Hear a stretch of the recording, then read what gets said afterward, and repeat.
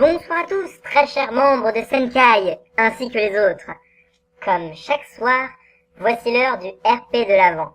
Suivez notre émission avec attention jusqu'à la révélation finale de la nuit de Noël. Bonne écoute.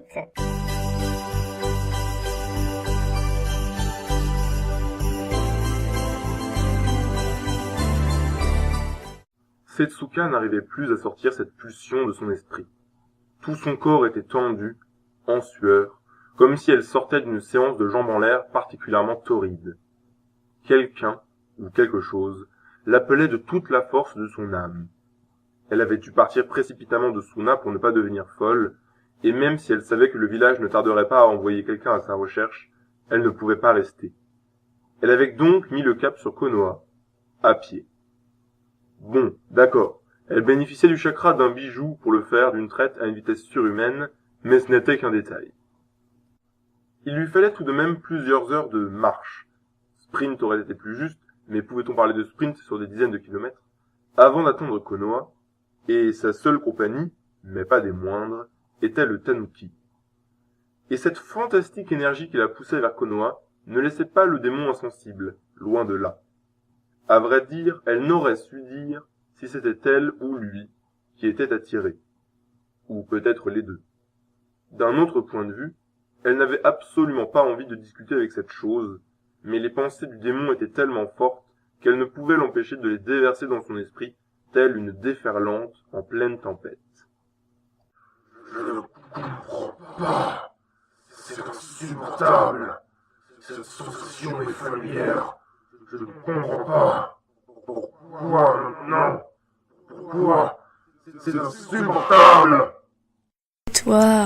Tais-toi. Comme si quelque chose était revenu.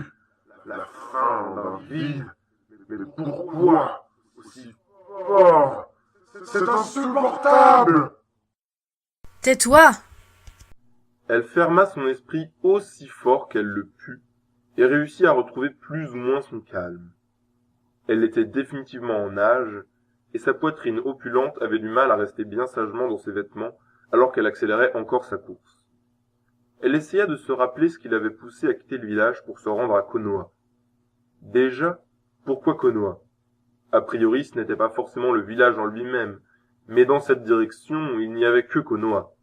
Donc, à moins qu'un bijou ou je ne sais quoi se trouve dans une grotte de la forêt de la mort, c'était bien à Konoha qu'un sale bâtard s'amusait à lui envoyer des ondes psychiques surpuissantes. Peut-être un genjutsu? Elle commença à paniquer, se demandant si ce n'était pas un piège. Kinbara-sama l'aurait mise en garde, et ne l'aurait jamais laissé sortir, elle le savait.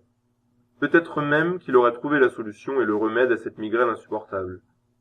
Mais elle avait fait un choix, et plus tôt elle arriverait à destination, mieux ce serait pour sa santé mentale. Elle aperçut les portes de Konoha avec un soulagement incroyable, et eut instantanément la confirmation de la provenance du signal. Elle se mit à hurler de toutes ses forces, espérant qu'on l'entende. Je viens de Suna. Ouvrez-moi. J'enfonce la porte. Rien. On ne lui répondit même pas. La tension devenait trop forte. Non. Non. Reste caché. Ne sors pas. Ouvrez-moi. Sinon vous êtes mort. Incapable de contrôler le monstre qui se terrait à l'intérieur d'elle, le Tanuki commença à prendre possession de son corps, qui débuta sa mutation.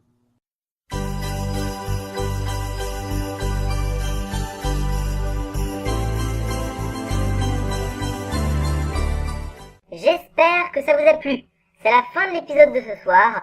La radio diffuse régulièrement les épisodes précédents à votre demande, donc n'hésitez pas à vous manifester. Bonne soirée!